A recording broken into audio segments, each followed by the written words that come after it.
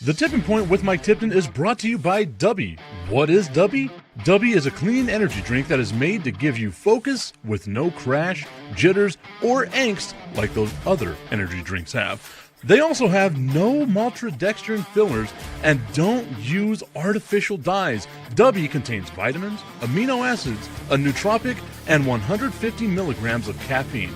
Dubby's products are made in the USA in an FDA-inspected facility that strictly adheres to GMP manufacturing guidelines.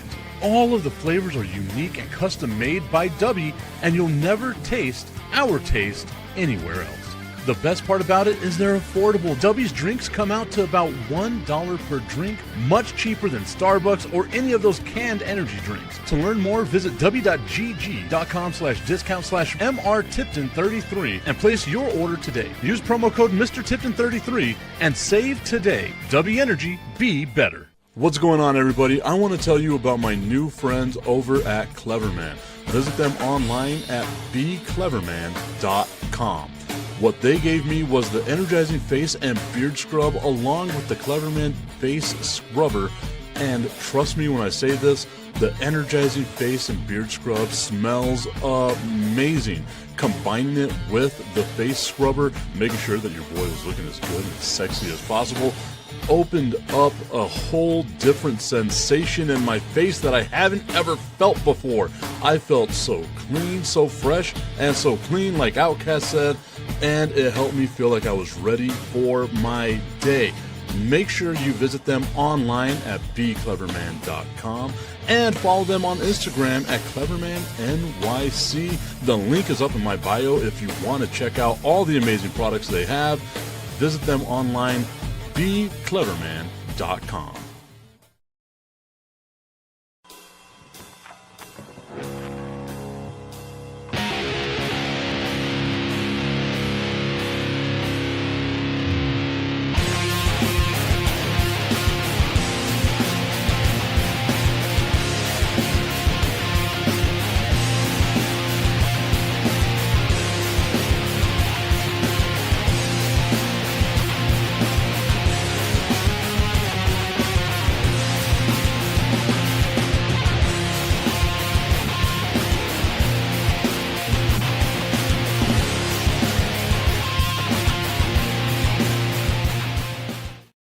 It is the Tipping Point with Mike Tipton, hanging out with you here on a Thursday morning, hoping that everyone is doing fantastic today. We are live on Facebook, on LinkedIn, on YouTube, on Instagram. On Instagram, we've already been joined by DDNancy6_PJ_7. Thank you all so much for tuning into today's show. We are once again on all various social media platforms soon.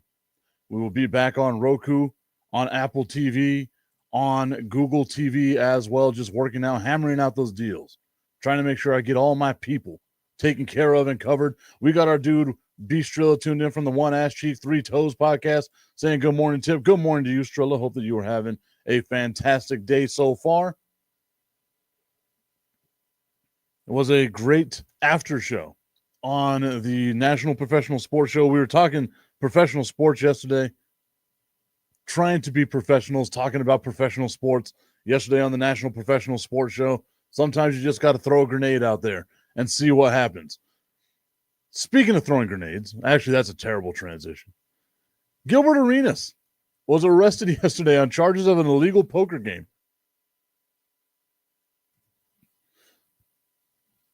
And yes, that Gilbert Arenas, the same Gilbert Arenas that got in trouble in the NBA because he had guns that he was pulling out in locker rooms because of gambling issues and wanting to get paid and wanting to do all that stuff. That Gilbert Arenas. He was arrested Wednesday in connection with a federal indictment that alleges that former NBA star hosted illegal high-stakes poker games in his mansion in Encino, California, according to a release from the United States Attorney's Office of the Central California. Arenas is officially charged with one count of conspiracy to operate an illegal gambling business, one count of operating an illegal gambling business, and one count of making false statements to federal investigators. My guy, you got to be able to do better than that, Gil. Like, come on, Gilbert Arenas. We got to be able to do a little better than that. He appeared in U.S. District Court on Wednesday afternoon in downtown Los Angeles and was released on a $50,000 bond after pleading not guilty. His trial is scheduled for September 23rd. His attorney, Jerome Friedberg, said outside the courthouse that he hadn't had much time to speak with his client and couldn't comment on the case. At this point in the case, he is presumed innocent, right? Said Friedberg. He has the same right as any other citizen to that presumption, and that's how he should be treated. Always love that. Is it ever a good time whenever your lawyer's only comment is, well, you're presumed innocent, right? Like it's not guilty before innocent. It's innocent before proven guilty. We'll see what happens with this, but I'm going to keep watching this one because it's I don't want to say hilarious to me, but it's one of those things where you kind of just Gilbert Arenas had so much going for him. Then he has the issues with the guns in the NBA locker room, and no longer plays in the NBA shortly after that. He has a podcast. He has all that stuff working out for him now. And it's like you're going to give all this up, all of it, so that you can have an illegal gambling ring, high stakes poker games out of his house. Now, who amongst us hasn't had some gambling in their house, right? Like I've played dominoes with in-laws and people like that for a little bit of cash here and there. So it makes me wonder what the amounts were. What is an amount that makes it illegal high stakes poker games? What is the buy-in? What do you have to bring to the table in order to be a part of these gambling illegal high stakes poker games at Gilbert Arenas' house? We'll see. I found that article to be pretty hilarious. It's not a hilarious situation, but I found it to be pretty damn hilarious. And I don't apologize. MLB trade deadline is today. Today is deadline day. And we were talking about this yesterday. Keith Engel, B. Strilla, Brian Arndt, James Martin, the J Train, and Bo Crouch from Coast to Coast, which you can catch here in El Paso, 10 o'clock. I share that show out every now and again. We were talking about the MLB trade deadline and how weird it's been this year because it doesn't seem like there's a lot of action. And we're so used to seeing a ton of action whenever it comes to MLB trade deadline. Like, at least I am, at least in the past, you've had a ton of action with the MLB trade deadline.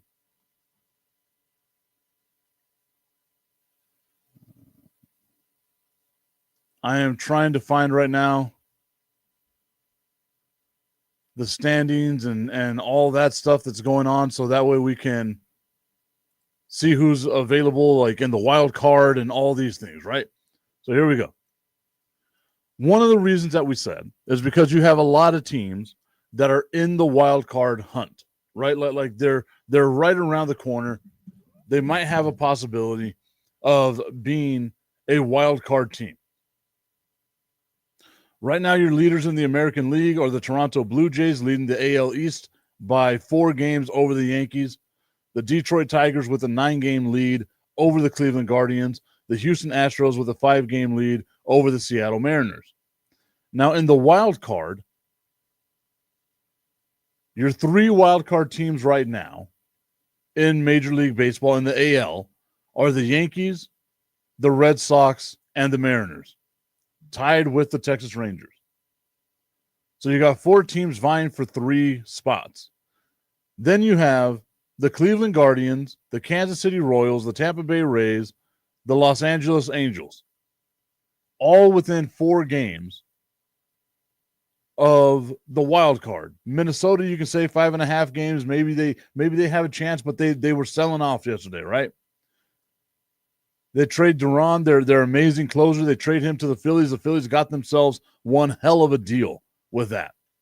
But we can say that there are 1, 2, 3, 4, 5, 6, 7, 8 teams in the wild card hunt and 11 teams in the playoff picture right now, which leaves 4 teams, the Twins, the Orioles, the A's, and the White Sox, as the only teams not in it, right? And like Baltimore, Minnesota, they can get hot at one time and everything can change.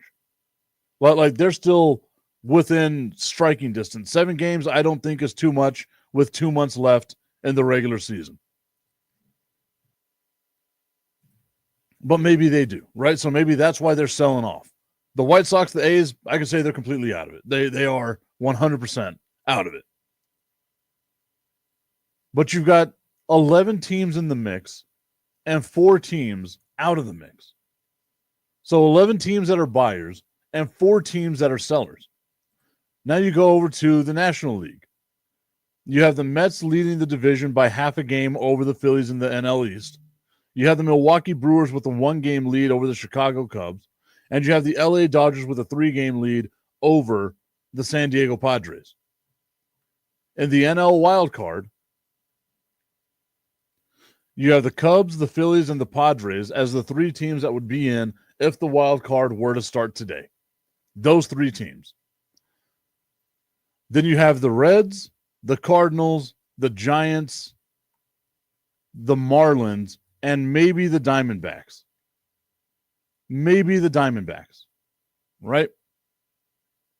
So again, 11 teams. Good morning, Tommy. 11 teams that are buyers in the National League to 4 teams that are sellers in the National League. Maybe we'll take Arizona out of it. We'll say 9 games is too much. We'll take Arizona out of it. 10 teams in the National League versus 5 teams in the National League. 10 teams that are buyers, 5 teams that are sellers in the National League.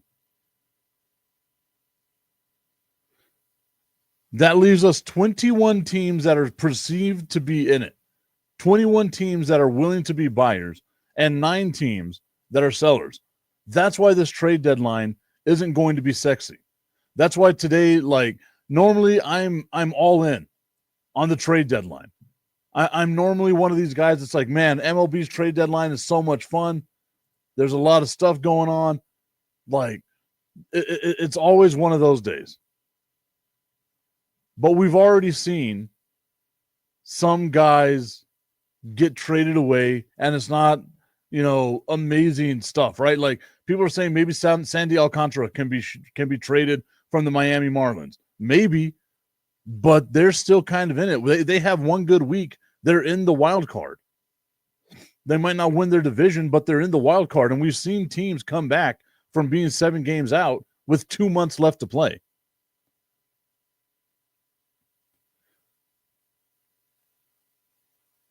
It's just not exciting this year. And I think that the increase in wildcard teams kind of makes it that way. But like it's a double-edged sword, right? As a sports fan, do you want more teams to be in it, to be in the playoff hunt? Do you want your team to be in it longer, where you're excited about what could possibly be with your team? Or do you want an exciting trade deadline, like little things like that? Do you want more trades? Do you want this and that? Like it's a double-edged sword. And for me, I'd rather have more teams in it because it makes the tail end of the season more exciting. So the 3 wild card spots, along with the 3 divisional spots, you get 6 teams into the playoffs. But right now you have 21 total teams in the American League and the National League that are thinking they're still in it. 21 teams that are thinking they're still in it versus 9 teams that know they're probably not in it. And it might even be 8 teams because I think Arizona might be able to pull something off. 9 games in 2 months isn't a whole bunch. But we'll see. We'll see. So I put in my little rundown thing that I have, and the stuff that, kind of previews what the show is going to be. I put down that I'm going to have my top 10 quarterbacks of this season put in, like, I'm going to let y'all know who my top 10 quarterbacks of this season are. And I am fixing my list right now, which is why I'm filibustering. I forgot to make a change. So I'm just fixing that real quick. There we go. So at number 10, and I know this is probably going to be a bunch of people getting mad at me because I shouldn't have him this high on the list. But at number 10, I have Dak Prescott. Yes, I know it's like, as a Cowboys fan, it's going to be looked at as like, oh my God, this effing dude with the Cowboys again. What are you doing? Get over it. It's the Cowboys. They're not going to be that good. Whatever it is that you want to say, I have Dak Prescott as a number 10 quarterback. Because my question to you is, who are you going to take over Dak Prescott that's like a fringe top guy?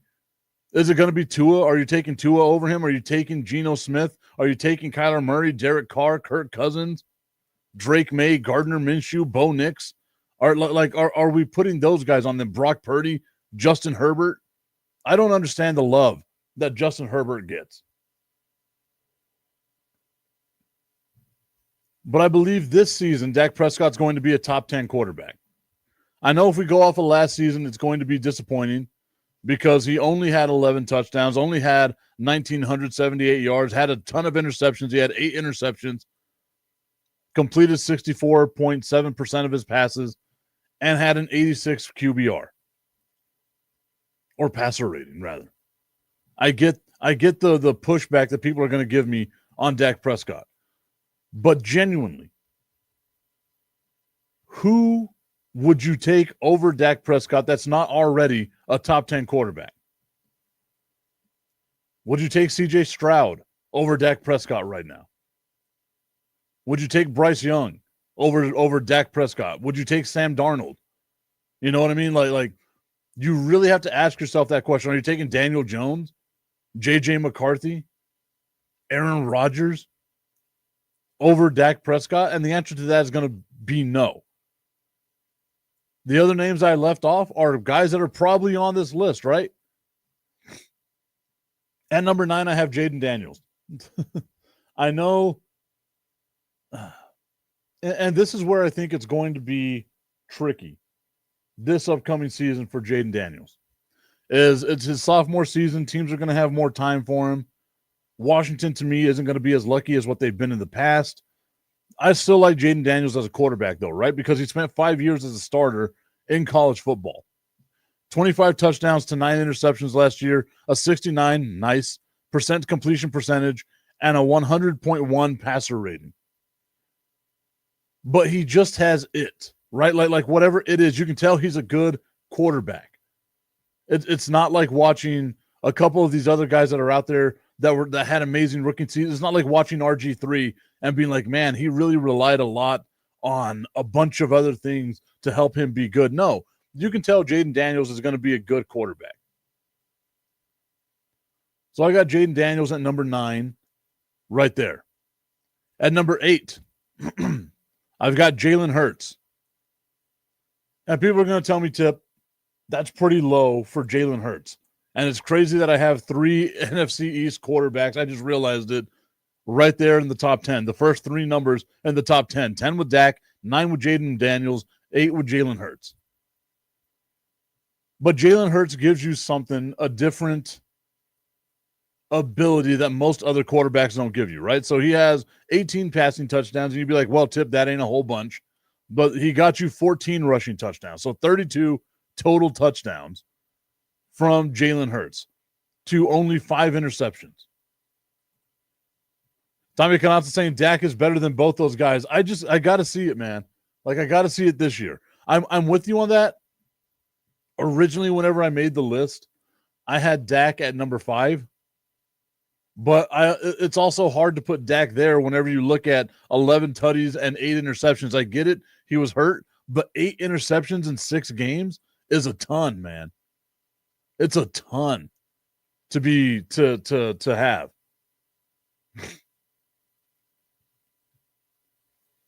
Jalen Hurts, 5 interceptions, 68.7 completion percentage, 103.7 quarterback rating, passer rating, whatever you want to call it. At number 7, I have Baker Mayfield. And it feels like I should put Baker higher, but listen to the rest of this list. Let the list finish, and then we'll see what you agree with, what you don't agree with.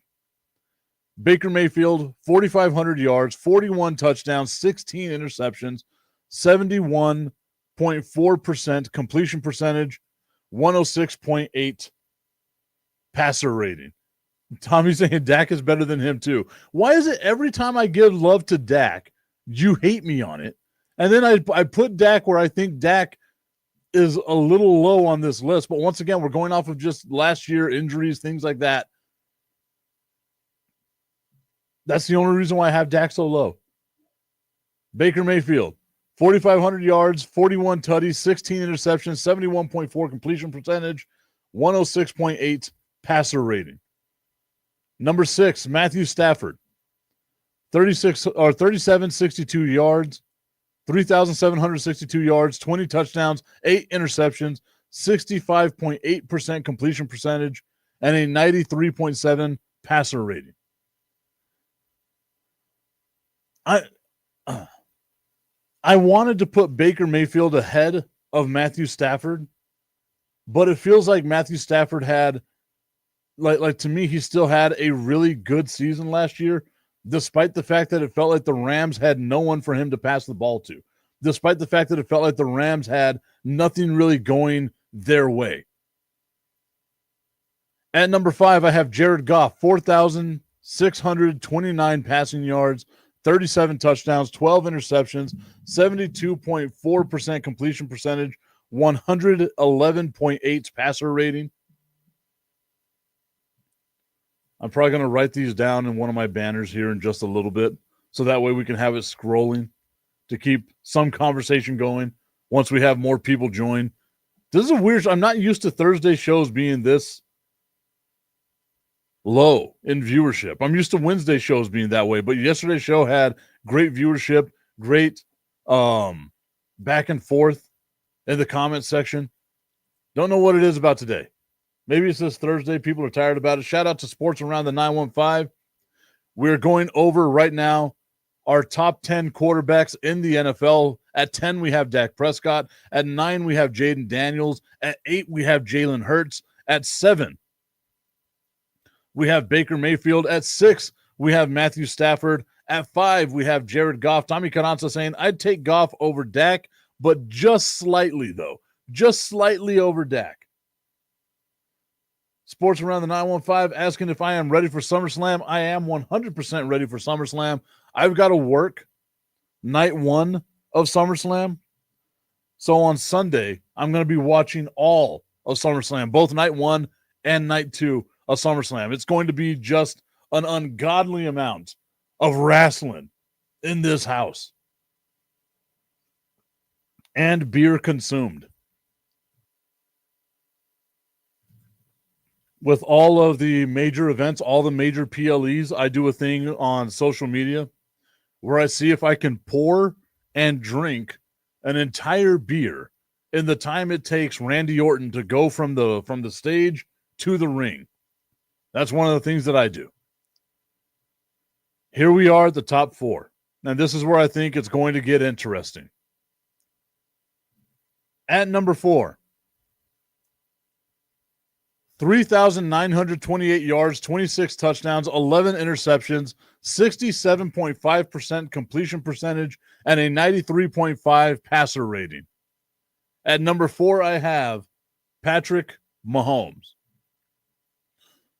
It feels like he should be lower on this list, but I give Patrick Mahomes the benefit of the doubt.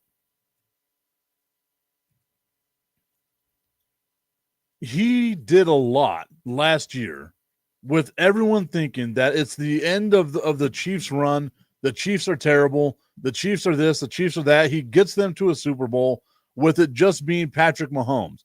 Imagine if he had a warm body to throw the football to, any semblance of a running game, what the Chiefs could have possibly done. Instead, it was Patrick Mahomes carrying the corpse of the Kansas City Chiefs, dragging that corpse along with him to the Super Bowl. I got Patrick Mahomes as the number 4 quarterback in the NFL this year. Number 3, 4,918 passer yards, 43 touchdowns, 9 interceptions, 70.6% completion percentage. A 108.5 passer rating. I've got Joe Burrow as number 3, and I really, really had to fight on myself with this one because I wanted to put Joe Burrow at number 1. But you got to do something, dude. You got to. Yesterday we were talking about, on the National Professional Sports Show, we were talking about Shedeur Sanders and how Shedeur Sanders put up a ton of points in college, right? And I have to sit back and think about this. How many, and Tommy, I had Dak at number 5. I did some moving around because I had Mahomes at number 1. I moved this list around a few times. It's kind of like whenever you got to go with your gut. I probably should have went with my gut.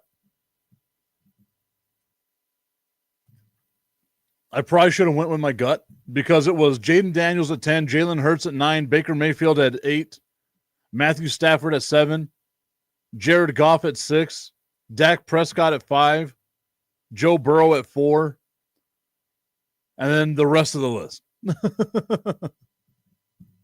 Because I had Mahomes at number 1. I just had a lot of time between yesterday whenever I wrote the list to now. Sports Around the 915 saying, I don't know about that. What do you not know about? Please elaborate for me. What do you not know about? And I think to myself, Shedeur Sanders put up a ton of points. Shedeur Sanders put up a lot of yards and things like that. And the issue was, well, they lost those games because the defense was so bad. Well, on the contrary, if the defense is so bad and giving up a ton of points, you've got to be able to throw the ball, or you're going to be able to throw the ball a million times. How many of these stats are empty stats for Joe Burrow? How many of these stats are, okay, well, we were down by a whole bunch of points, so Joe Burrow had to throw the ball 9,000 times.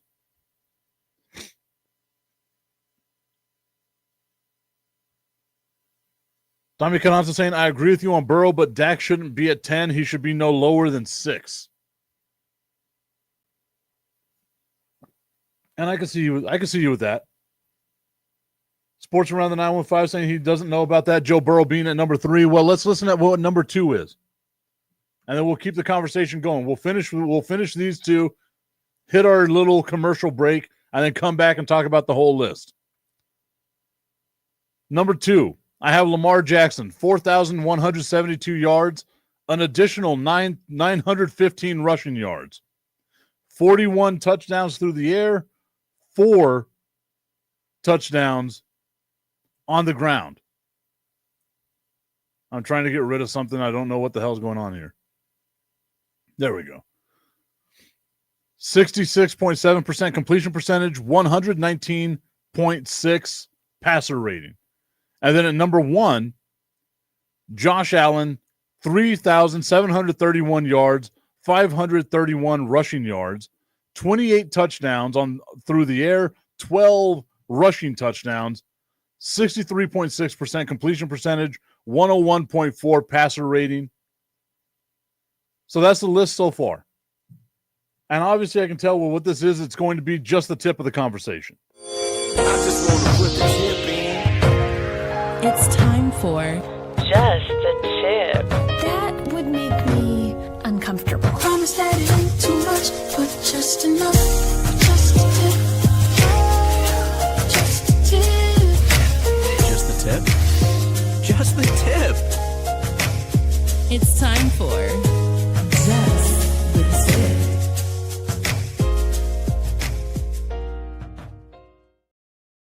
Just the Tip is brought to you by our friends over at www.myhappynuts.com. Check out myhappynuts.com, guys. You got to take care of yourself all year long, but especially during the summer. It's hot. It's muggy out there. You don't want to smell bad, so you use the whole body deodorant. You don't want to be nasty in the pants and having to do the stinky leg to unstick your boys. So you get the comfort cream and make sure everything's feeling great. 100% coverage all the time. Take care of yourself from your pits to your tip with www.myhappynuts.com. Use promo code Mike Tipton at checkout and save on all of your male grooming needs. I am writing the list down here so that way we can have it available to us as it'll scroll down through the bottom.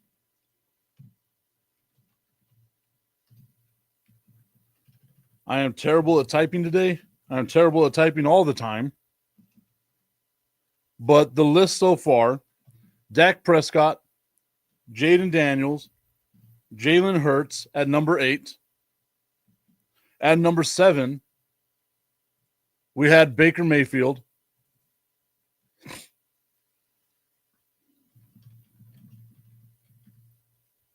Oh, Jesus Christ.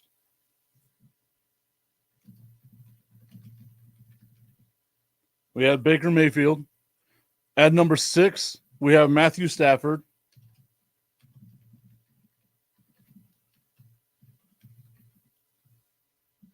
At number 5, we had Jared Goff.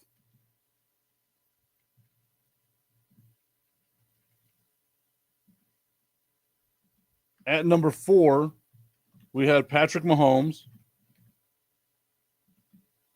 At number 3, we had Joe Burrow. At number 2, Lamar Jackson. And number 1 was Josh Allen. There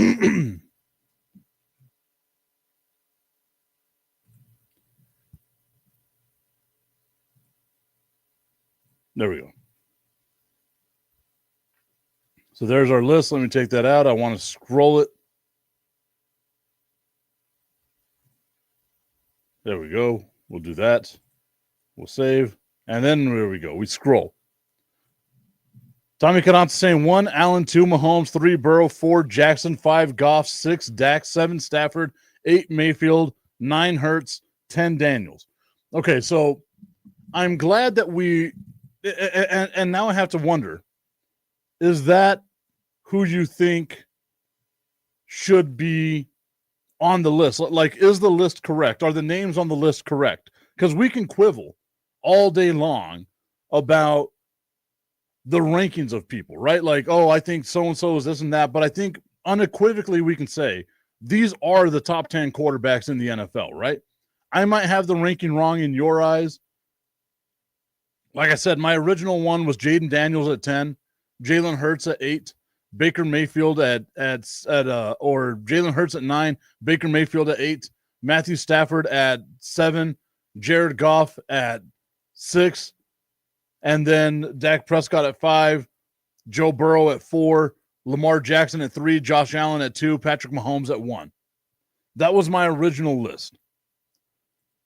I did some more studying. I did some more looking at stuff, and I had a hard time putting Dak Prescott higher on the list. So that's why I dropped him down to 10 because of the injury of last year, right? But I'm glad that, and I hope that we're all in agreement with this, that the names are correct. I don't think you can put Sam Darnold or Bo Nix, Aaron Rodgers, Jordan Love, Justin Herbert, Geno Smith, Kyler Murray, Brock Purdy, CJ Stroud, Caleb Williams, Tua Tagovailoa, Kirk Cousins, Russell Wilson, Drake May, Bryce Young, Will Levis. Like, I don't think we can put any of those guys on this list. So I think that what we've got so far is a good list. It's also crazy to think that Cooper Rush played the majority of the games for the Dallas Cowboys last season and finished with one more passing touchdown than Dak Prescott. The Dallas Cowboys offense last year without Dak Prescott was absolutely inept. The ineptitude of this team. Tommy Cananza saying, I think the names are correct. I can't think of a quarterback better than any of those guys. I forgot about Jordan Love. I might put him at 10 over Daniels, but it's okay to keep him out. And I think that's I did have Jordan Love as like my OLI, my outside looking in. I had him on the outside looking in, and there was a part of me that was like, okay, I feel like Jordan Love had a little more to play with than what Jaden Daniels did. And for a rookie season, Jaden Daniels had himself one hell of a rookie season. My outside looking in was CJ Stroud and Jordan Love. But I don't think they're better than Jaden Daniels. I don't think they're better than Dak Prescott.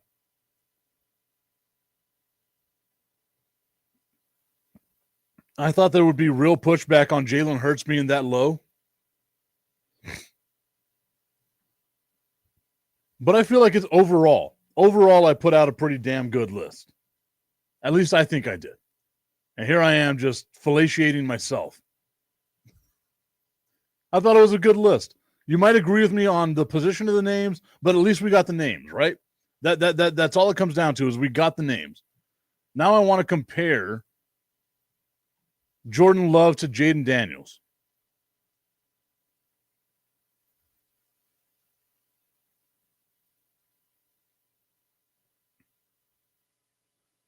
Tommy Cananza saying, I can't believe I'm defending Dak, but you did him dirty, Mike. LOL. How did I do him dirty? Like, I think this is going to be one of those things where it's like, man,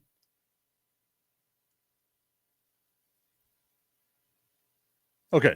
So Jordan Love versus Jaden Daniels both had 25 touchdowns. Jaden Daniels had 9 interceptions. Jordan Love had 11 interceptions. Jaden Daniel had 3,568 yards. Jordan Love had 3,389 yards. So you can see they're pretty comparable. Jordan Love completed 63% of his passes. Jaden Daniels completed 69% of his passes. Nice.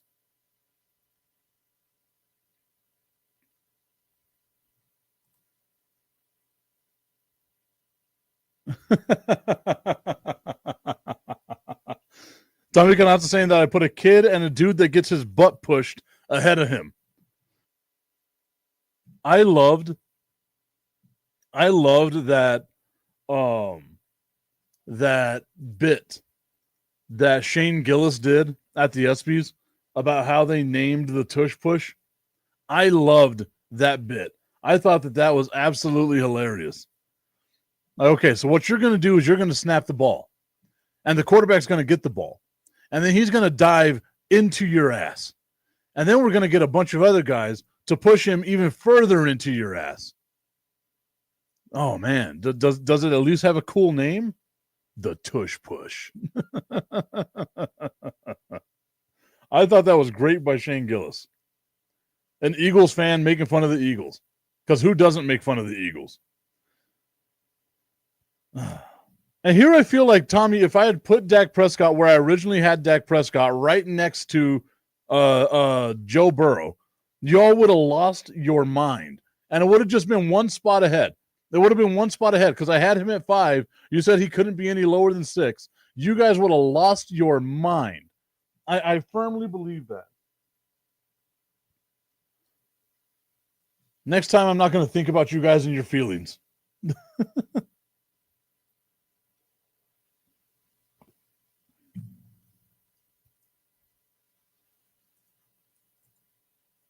Nope.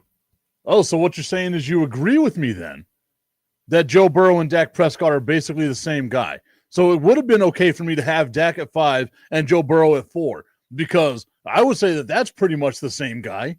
Even 4 to 6. It doesn't seem like there's a big difference between who number 4 and number 6 is. So maybe I am making a case for Dak Prescott being the guy.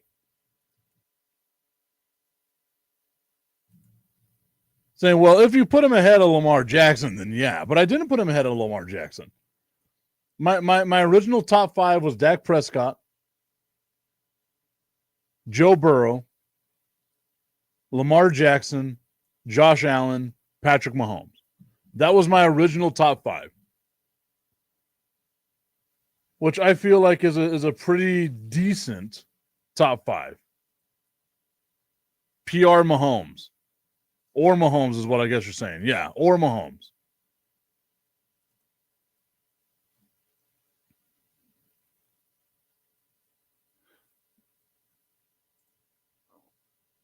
Hello, people. Dak over Joe. Ha ha ha ha ha ha.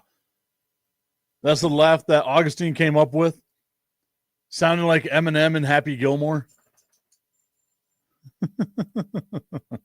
I didn't put Dak over Joe. So, Augustine, we were going over the list right now, the top 10 quarterbacks in the NFL. I have Dak Prescott at 10, Jaden Daniels at number 9, Jalen Hurts at number 8, Baker Mayfield at number 7, Matthew Stafford at number 6, Jared Goff at number 5, Patrick Mahomes at number 4, Joe Burrow at number 3, Lamar Jackson at number 2, and Josh Allen at number 1. The original list. Tommy Cananza saying, Dak is not better than Allen, Mahomes, Jackson, or Burrow. The rest can be debated. Okay, no, I agree with you on that. Augustine saying that Joe Burrow is number 1. Josh choke Allen.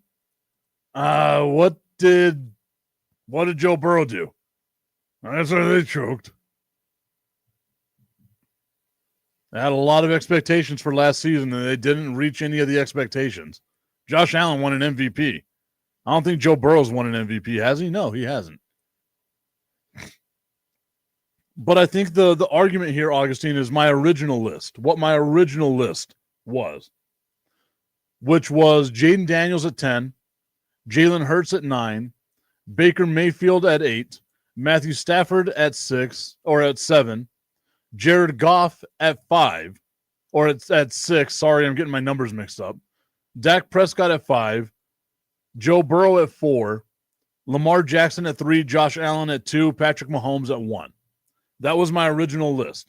It was Jaden Daniels, Jalen Hurts, Baker Mayfield, Matthew Stafford, Jared Goff, Dak Prescott, Joe Burrow, Lamar Jackson, Josh Allen, Patrick Mahomes.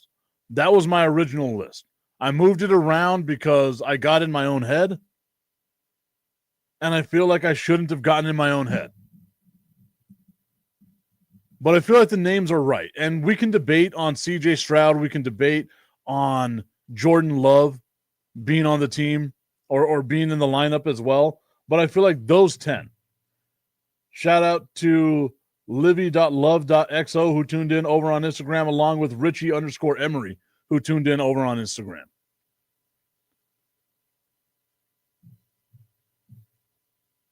I feel like we got the names right. At least the names are right. Tommy is upset at me saying that I put Dak too low. I disrespected Dak at 10 by having Jaden Daniels and Jalen Hurts ahead of him. I will say this. No argument on 3 quarterbacks being in the or from the NFC East being on the list. Tommy Cananza saying, just based on quarterback play and not team success, Augustine, if it were team success, Hurts would be number 1 and Mahomes would be number 2. 100%. 100%. We're basing this off of just the quarterback, what the quarterback is, who the quarterback is. Saying, I think Stroud and Love need more time to decide. The names are right. There we go. At least I got the names right. I cannot believe I am reading this right now. Dak is about 6th, and I can scroll up a little bit and see Tommy Cananza's comment here saying, I agree with you on Burrow, but Dak shouldn't be 10. He should be no lower than 6. And then Tommy's list of Allen 1, Mahomes 2, Burrow 3, 4 Jackson, 5 Goff, 6 Dak. I cannot believe for the second week in a row. It might be twice in the same week. My days are all mixed up right now. Like this doesn't happen. I feel like I'm having an out of body experience. That Augustine and Tommy agree on something. This is wild to me. Maybe it's the ayahuasca talking.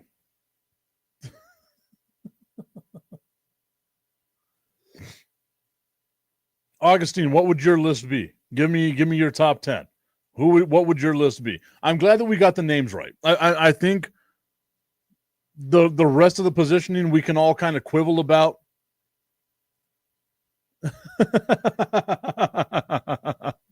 Augustine, we are responsible for a Russian earthquake. Maybe we're in a parallel universe. I thought about that, man. What was one of the things I saw? Because I doom scroll on TikTok and then I'll find like these weird things in my algorithm every now and again. And one of the things was that the world, our universe as we know it, ended in 2012. And we were thrust into a parallel universe where things are a little different than what it was that we were used to.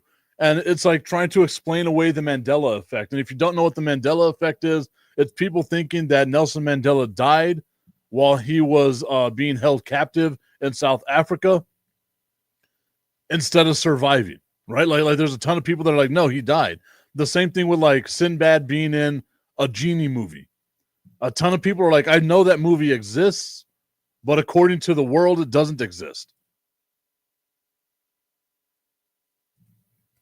For me, it's the hyphen in Kit Kat. There used to be a hyphen in Kit Kat. So maybe we have entered a parallel universe. And one of the signs of being in this parallel universe are that Tommy Carranza and Augustine Pimentel are finally agreeing on something, on just anything. Tommy's saying my life drastically changed in 2012. I got sober. Oh, there you go. Congratulations on your sobriety. I was thinking about taking that step. I don't drink I don't drink excessively though. I just don't want to drink as much. So I think that's the thing. I'm just going to slow it down a little bit.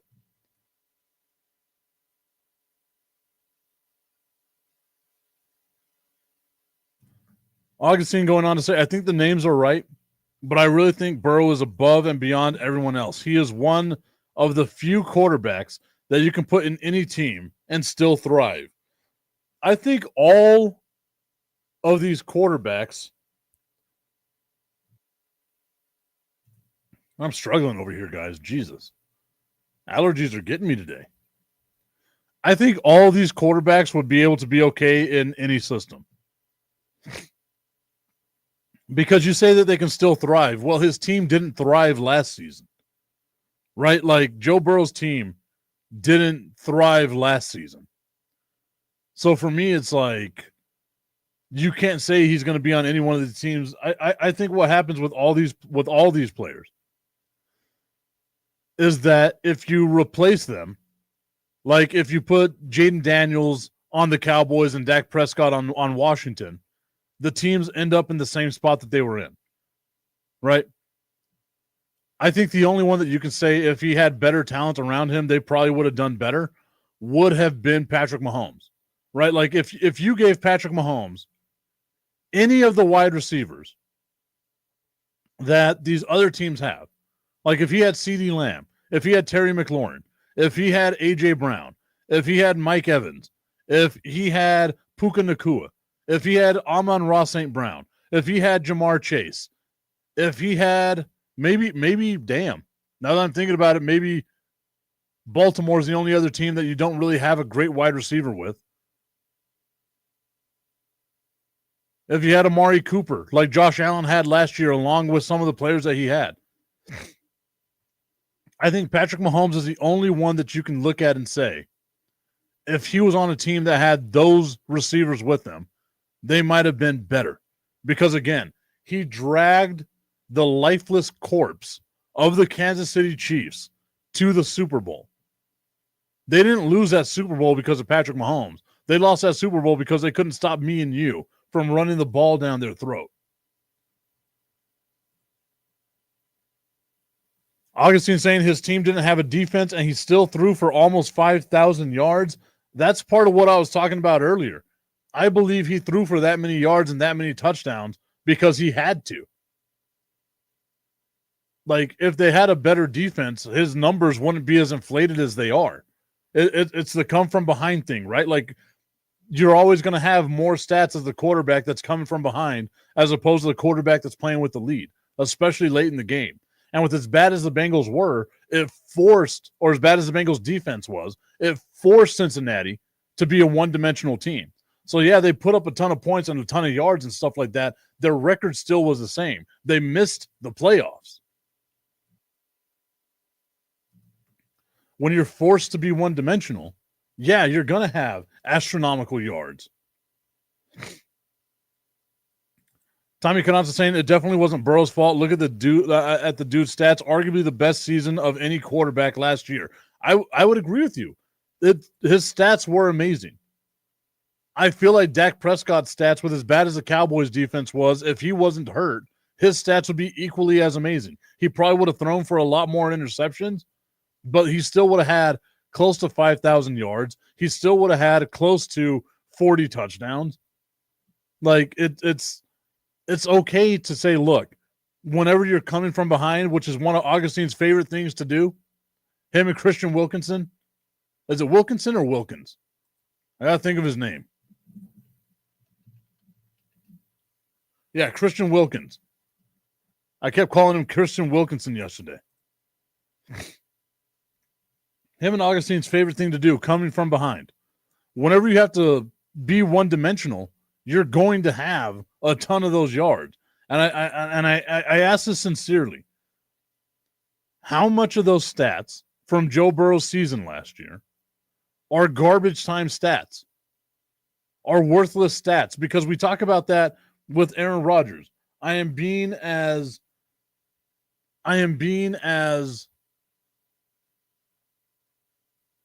fair, I guess would be the word that I'm looking for here, as I've been all the time. I said Aaron Rodgers didn't have a good season last year because he had all those yards just padding his stats because they were playing from behind. They were a bad team. And everyone's like, oh no, if you look at the last couple of games for Aaron Rodgers, he had a really good season. No, he didn't. His season was still bad. He padded his stats because they were playing teams that knew the Jets had nothing to play for. So the Jets were just throwing the ball a million times a game to try to get Aaron Rodgers his stats, to try to get Devontae Adams his stats. Like, that's like, how much of that is what the Bengals were doing last year? Hell, at least the Bengals made a little bit of a playoff run to make them a little different from the Jets, or a run at the playoffs rather. But how much of that is garbage time stats? Like, if we're going to say that Aaron Rodgers had a bunch of garbage time stats at the end of the season last year, it's the exact same thing for the Cincinnati Bengals. And Augustine's going to say the Jets and the Cowboys had nothing to play for. Neither did the Bengals. Let's not forget the Bengals and the Cowboys were basically in the same boat in week 15 whenever they played. I might have the week wrong, but they were both underwhelming teams whenever they played against each other. And you knew whoever won that game or lost that game was either going to be on the outsides looking in. So did the Cowboys, Augustine. You're making revisionist history. The Bengals had a chance. So did the Cowboys. The Cowboys weren't eliminated until the last week of the regular season. The Jets, we can say they were eliminated week one. Week one. But we cannot say that the Cowboys and the Bengals the Cowboys had nothing to play for, and the Bengals did. It might not have been the last week of the season. It might have been the second to last week of the season that the Cowboys were officially eliminated, but they still had something to play for all the way up until that end. Now, we knew that if the Cowboys made the playoffs, they weren't going to be good. But you can't have revisionist history here and be like, oh, the Cowboys had nothing to play for all season long. They were eliminated in week 8. It wasn't that way for the Cowboys. Like it genuinely wasn't. Augustine saying nobody wanted to play the Bengals when they got healthy. The Bengals weren't healthy. And if I'm not mistaken, all they had to do was win like one of their last couple of games. Let me look at the Bengals schedule from last year.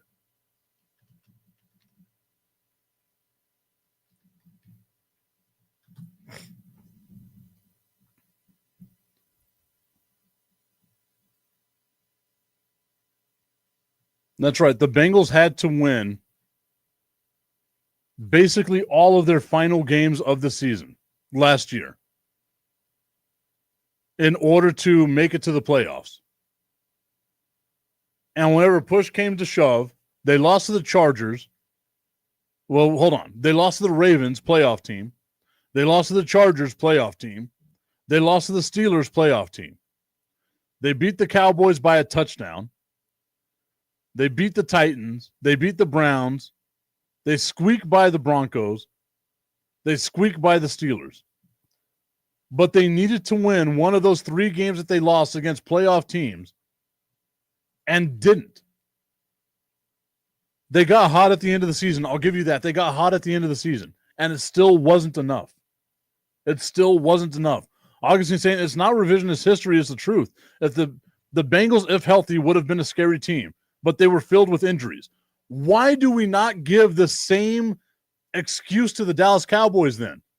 Again, at one point last season, the Dallas Cowboys had 21 players on IR.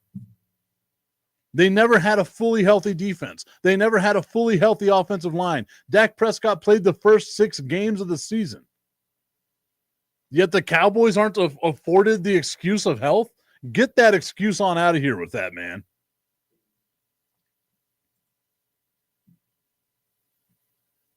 Woof.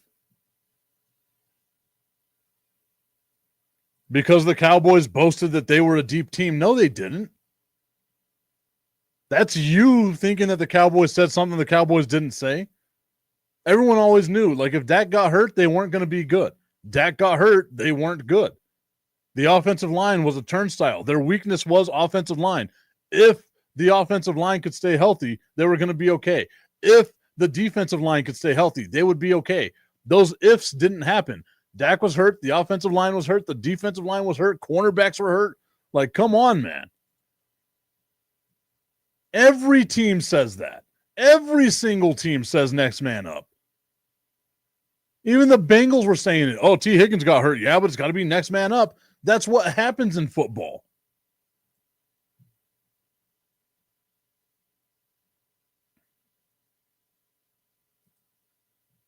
Obviously saying, well, then I know idiot Cowboy fans. I think you just say that to say that. I think a lot of this stuff is stuff that you're making up. Once again, we're going with the Mandela effect. Augustine thought he heard it, so now it's canon. It's what was written in the stars because Augustine thought he heard it somewhere, someplace. One Cowboys fan was drunk and was like, next man up. Every fan base is like that. Every single fan base is like that. You always say next man up because you have hope. That's all it is, trafficking in hope. Augustine, I hope you're going to be on the show tomorrow because we are up against the clock right now. Everyone, I want to thank you so much for tuning into today's show. I will put this list out on social media just so I can get yelled at. But, Tommy, I'm going to do the one where I have Dak Prescott at number 5 just to see what people out there say. It's going to be fun. All right, everyone, I want to thank you so much for tuning into today's show. We will see you tomorrow for a TIP VIP Friday. Have a great day, everybody.